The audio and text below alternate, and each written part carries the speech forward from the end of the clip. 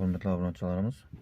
Bugun qilgan ishlarimizdan birisi Spark bo'ldi. Yil 22. Norodnoy kiltiminakay. Mexanika.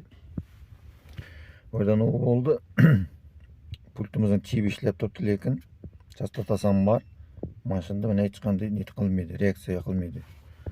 Biz bu Spark'imizga toza kiltni qilib berdik, ishlab berdik. Endi açtı. Yine ko'rganingizdek poisk avto funksiyasi ham bor. Bo'lgan chiplar hammasi birga bir ishlab turibdi.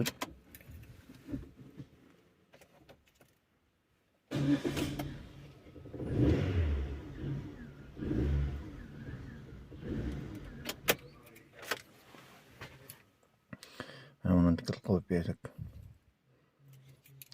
Kilit muammosi bo'lsa xabarlashaversa, nomer qoldiramiz.